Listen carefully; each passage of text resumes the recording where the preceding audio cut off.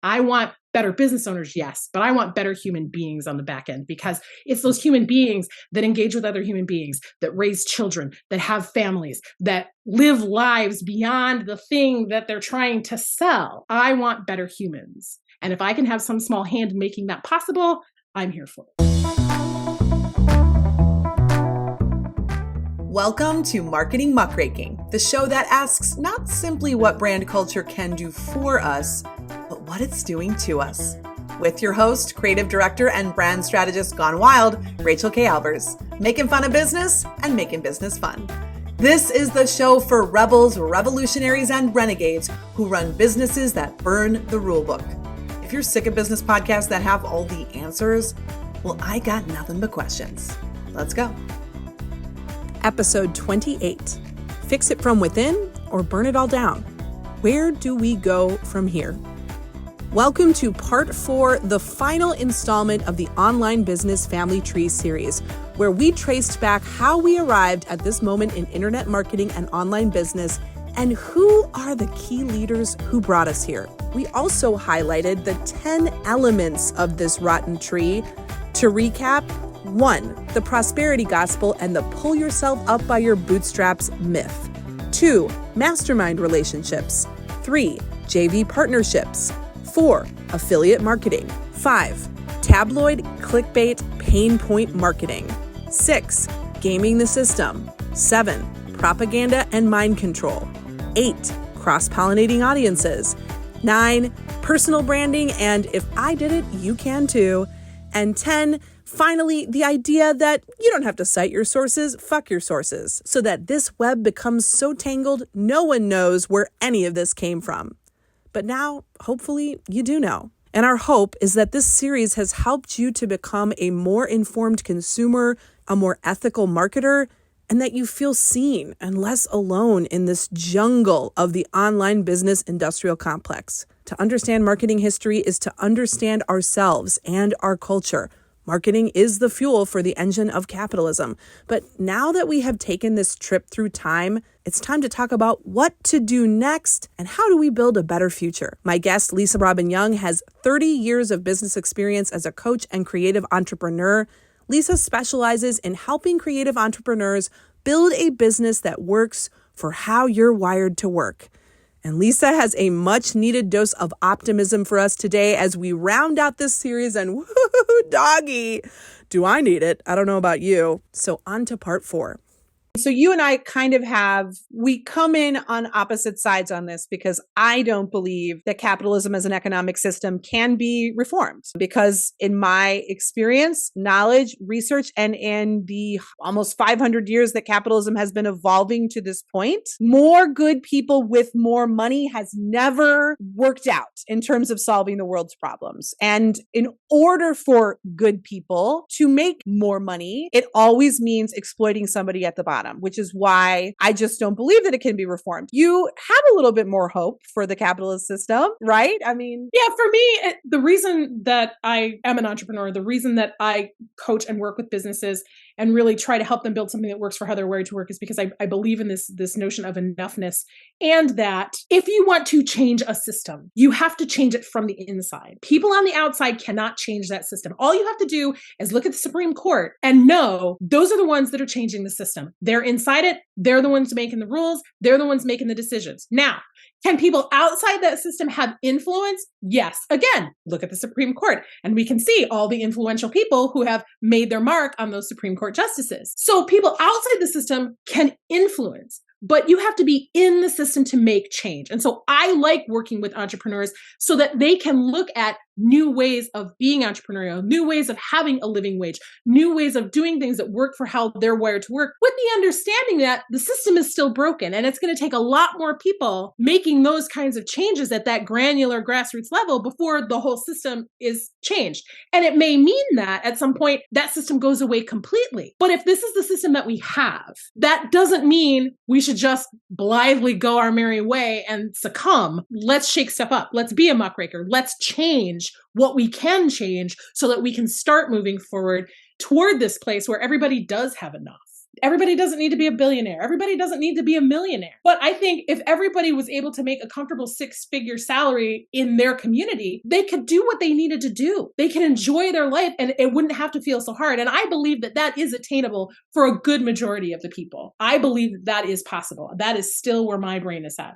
I'm willing to be wrong, but right now that's the hope that I hold. Yeah, my question is, with the infrastructure and the global economy we have, is that possible in the United States of America? Maybe. But what does that mean for the rest of the world? What does that mean for folks in struggling economies, like we talk about? The Tim Ferrisses of the world who wrote the 4-Hour Work Week and taught about how to work less and play more. And he's off diving with sharks and riding bulls. And all of it is based on him drop shipping and outsourcing the majority of his work to folks in economies that can afford to charge $5, $6, $7 an hour or less, honestly. Well, and we are seeing third world countries becoming second world countries becoming almost first world countries, a living wage perspective. And I'm no economist, so I cannot go down this rabbit hole very far. But what I can say is, in the circles that I've traveled in, I have seen where even in the Philippines, they are demanding higher wages and they are now getting them. It's happening for them. They're starting to be paid commensurate to what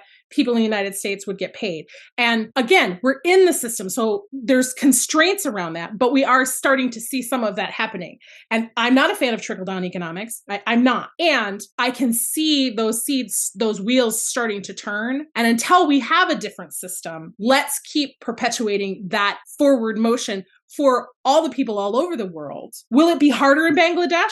Probably, right? Because we come to the table with different advantages, right? And they can still advocate. And people here who can be the voice for those voiceless can advocate, right? And that's part of what we're doing in conversations like this is we're shining that light and saying, look, the stuff that's going on here is impacting on a global scale. And you need to be aware of that, right? That t-shirt that you bought for $3 at Walmart was made in a sweatshop somewhere and it was bought by Walmart for like 42 cents. So that means they made even less. And we have to recognize that and take ownership of our part in that if we want to know better and do better. I appreciate you bringing this perspective because I talk a lot about my theories of different change makers. And we've got folks who are doing reform, working within existing systems to make them better today, because we're not going to overthrow capitalism tomorrow in any utopia, right? And we've got the fire starters who are burning shit down and showing us what is broken. And that allows the visionaries to think outside of the system we have today to propose radical solutions beyond our current reality. And then we have the bridge builders. I think you might be a bridge builder, Lisa, who are a combination of all of these things, kind of seeing the ways that we need to make change in the current system, but also understanding that we've got to burn shit down, taking us by the hand and leading us towards this brave new world. You know, we need all of these perspectives and strengths and approaches. And by no means is my evolving concept on change making the definitive one. But I think a lot of folks resonate and identify with a reform mindset. And not everyone has a fire starter within. That happens to be my way of experiencing the world. It's not the only way of experiencing the world. And I have to remind myself sometimes, sometimes I look around and I'm like, why aren't you burning shit down? Why aren't you angrier? And then I realize that's not how that person experiences it. That's not their lived experiences. That's not their skill set. That's not their strength. And the other side of that is people who are not fire starters will often look at a fire starter and say, why are you burning shit down? Why can't you just get along? Why can't you just be a reformer like me? Why can't you just, where's the shiny new visionary solution, Rachel? And I've come to a place where it's like, no, we need both. We need all of us. We need the reformers. We need the visionaries. We need the bridge builders. And we also need the fire starters. And I'm going to do this because this is what I do. Not everyone has the privilege of burning shit down all the time. And that's key, right? Like to be able to step into these different kinds of identities comes with a level of privilege. Like one of the reasons, and I would agree with you that I can be a bridge builder is because I stand with my feet in both worlds. Too white to be black, too black to be white, too old to really quote unquote be a millennial, but too young to really resonate with a lot of the Gen Xers, right? So I'm in this weird middle space and I can see, oh, yeah, okay, well, that's why y'all are like that, boomers. Okay, that's why y'all are like that, millennials. And here's language that you can both speak so that you guys can start to see what's going on. I never considered myself an activist, until I started having more conversations with you, because I recognize that people are activists. They have to be activists in their own way. And for me, it was, I was raised with put your head down, get your work done, work as hard as you can. They're going to come for you if you don't do your work. And so I sat back and watched things, and I was like, well, this is how I'm going to make change. I'm going to help these people who can then go out and be the celebrity in their space and go be the change maker and draw the crowd and create the movement, and they can have that kind of an impact. But then in my conversations with you, it was like, well, I've got all of this knowledge stored up inside me from all of these years of working behind the scenes in these organizations that I just naturally, through osmosis, trickle down to my people, and they don't know the backstory. They don't know what's been going on that's led us to this moment in time. And okay, let's have that conversation. Let's do it publicly. Let's get it on the record so that people know, oh my gosh, these roots run deep and many of them are rotten, and we have to start picking this stuff out. I'm not the one to pick it out. I'm the one to come tell the story, connect the dots, point to things. You're the one that's like, this shit's got to go. Right. And then there's somebody else who's like, here's the new way that is going to work. And then we as gatekeepers, we as watchdogs can go, yes, that is a better choice, or part of that's good and some of it's problematic. And here's what you need to know. Like for me, it's all about nuance. It's all about context. It's all about backstory, because the history matters, because that's what led us to this moment. One of the things I tell my clients all the time is success is a destination and you are already there. I'm going to be a little philosophical here. You are already there. Look around you. If you don't like the success that you see right now, you got to make different choices, right? You've got to choose differently, act differently, be differently, associate with different people, because everything that you've done or not done has led you to this moment. And marketing is just one microcosm of what has been happening in the world. They made choices. They went glamping with muskrats.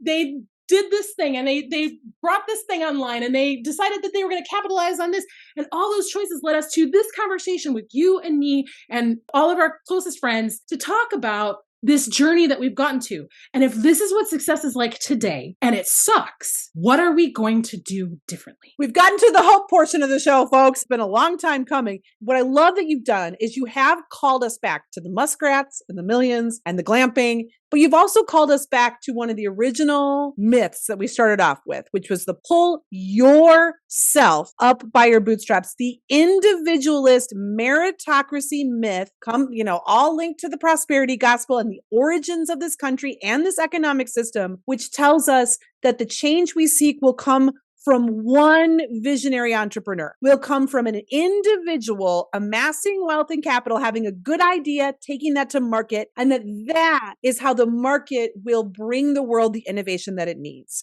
And what we've been circling around here is no, the answers are in we, not me. So this is why the one thing that people requested from this show, I didn't give them, which was people have a desire for us to now give a list of all the coaches they should follow. Okay, so this is the wrong way. Tell me the right way, the 3 steps, the elixir, the magic cure for all of the ails of this system. If only. I mean, believe me, I wish. And if we did, we'd have our own island, wouldn't we? I'm kidding. We wouldn't have an island. We wouldn't do that. I'd have an island. I just wouldn't charge people 6 figures to come visit, because I like company. So come visit. I don't want to say I'm above, but that's why I said when I started doing my own whistleblowing, I made a joke that was like, if my gift was that all of these people ignored me all of these years, because if any of these folks that we've named today had given me the time of the day, I probably would have named my firstborn after them. That's how grateful I would have been. I don't know if I trust myself with immense wealth and that degree of influence and power, because power corrupts. And because, then you're in this echo chamber. We talk about the echo chamber of online marketing, but there's an echo chamber happening in these masterminds where they're all reinforcing each other's bullshit. But really what this comes down to is it's not in a guru. It's not that you need to swap out Marie Forleo for a better Marie Forleo. It's not that we need to swap out Tony Robbins for another flavor of Tony Robbins, because there will be another flavor of Tony Robbins. It's the multi-headed hydra. You cut one off and a new one shows up. But the answers that we seek don't come from you knowing some secret hidden pathway to making millions or becoming a celebrity or blah, blah, blah.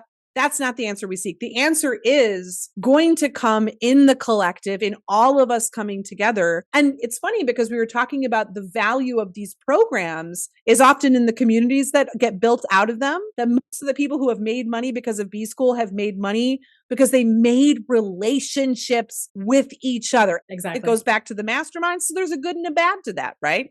Right. These celebrity masterminds that kind of started it all. Where did the magic happen? It happened in the collective. And where is the change we seek in this world? It's going to happen in the collective, is my belief, right? So we've come to the hope portion of the show. So what do people do with this information, Lisa, other than cry themselves to sleep? Well, I mean, it comes back to what we said right at the top, right? When you know better, you can choose to do better. And it is a choice because for as much calling out as we've done today, all of those people have had a choice at any step along the way to choose differently, to do differently, or to stay the course, right? Some people have evolved. Some people have evolved for better or for worse, right? And some people have kind of stayed the same. And so it's incumbent upon us as business owners, as marketers, as human beings on planet Earth to do the work of knowing, right? The due diligence, the checking your sources, right? The checking the work, the Googling it and then hitting Snopes and then talking to some people and getting some more feedback, right? Don't just go into things. We're in a time where you can fact check. So do it, right? Do the work. Yes, it takes more spoons. Yes, some of us are more privileged than others when it comes to that. So find those people that you trust who aren't the big name gurus, who are part of your community, who are the inner circle that you can rely on. I talked to Rachel because I trust that she's not going to screw me. She doesn't have anything to sell to me when we're talking, right? I don't have anything to sell to her when we're talking. It's let's be clear about what we're doing and what do you think about this and where do you think that's going? And let's have these conversations. We've got to do that work so that we can walk into any sales situation, any relationship, any job offer, any business arrangement with our eyes open to, I know where that tactic comes from. How am I going to respond instead of how will I react? That's the work. That's what we need to do. Yes. And this goes back to all of the mind control and the clickbait and the trust by association is built on overriding our agency and speaking to our urgency. And this is why anytime urgency is a part of the sales method, manufactured urgency is what I'm talking about. You got to check yourself. If you feel like you're in a hurry to figure out, should I buy this thing? Should I make this investment? And I only have 12 hours to go before they close the cart. The answer is no. Don't buy the thing. They're banking on the fact that you don't have the time and you don't have the energy and you don't have the spoons and you don't feel that you have the capacity to do the research or to talk about it with your spouse. One of my least favorite things is when people teach sales methods of how to overcome the objection of I want to talk to my partner or spouse before I make this investment, and using that kind of if you have to ask for permission, there's something wrong with your marriage or your partnership. To me, that is a very valid objection to be making in a sales cycle. Or if I was still partnered and my partner went and made a massive financial decision without us having a conversation about it, that would be, I'll be getting a divorce again, right?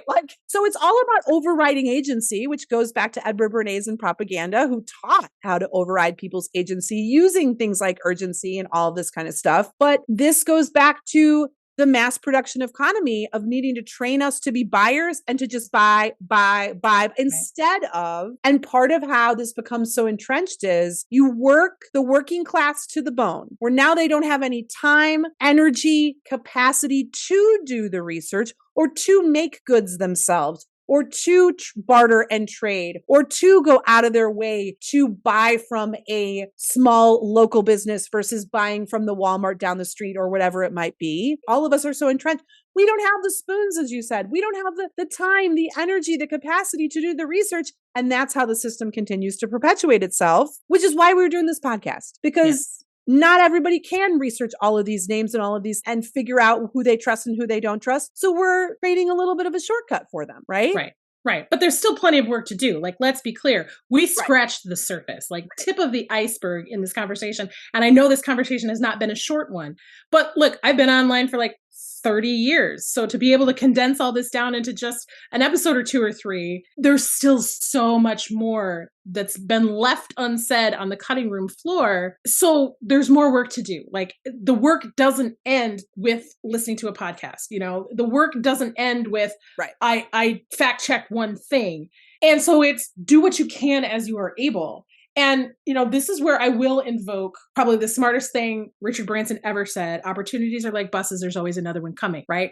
If you're feeling that pull of FOMO, if that program is good, they're going to offer it again. That's why we have B-School season. It comes back because it sells for them. And if it sells for them, they're going to keep selling it because they know it works. It's terribly effective. Yep. So in our hope part of the show, one, because you had said before we recorded this, it's not a call to action, it's a call to arms. And number one is to arm ourselves with truth, right? And so to slow down, I think that's really the message here, is to slow down, do your research, have the conversations instead of making buying decisions out of urgency and scarcity. And this is the last time this is ever going to be offered. Number one, arm yourself with truth. Number two, as you just led us to, there's more work to do. And so my agenda is always to remind us to put it on the record. If you do have the privilege and the ability to identify some of these things out in the wild, part of the reason that these things keep perpetuating, just like the Napoleon Hill days, was people couldn't go on Google back when Napoleon Hill was going town to town and scamming people. They couldn't fact check, so they couldn't protect themselves. Similarly, today, because of all these NDAs and these cult of personalities where nobody wants to betray the teacher because then they'll get ousted from the cool kids club, and also because they've saturated the Google landscape with so much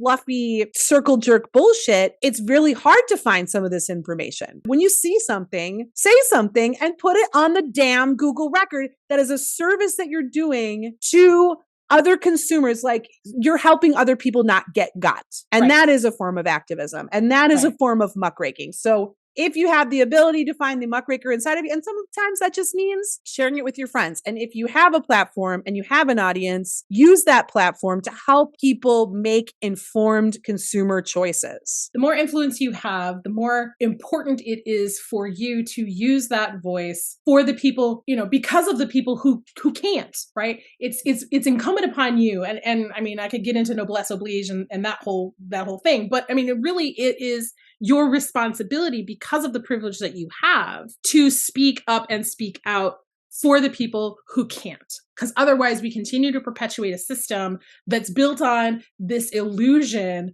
of fake it till you make it, and being in the right room at the right time, and a certain number of ships get risen, but the rest of us are sitting in dry dock wondering what the hell's going on. Yeah. And you see a lot of folks who have retired from coaching or have realized they've woken up to these harms, and they realize that they got themselves into something that they don't want to be a part of, and it goes against their ethics. But often what they do is they take their wealth that they've built through these shady tactics, and they kind of slink away off into the sunset and are like, good luck, everybody. I'm retiring now because I think this is unethical. And I have the privilege to do that because I built my wealth using unethical means. And I do believe that there is a responsibility to, if someone has committed harm and harmed you, and you've built your wealth also by perpetuating that harm, and you want to get out of the business, well, before you go, can you do some good? And it's not, doing good does not mean having a fire sale and all of your products at 70% off before you close your doors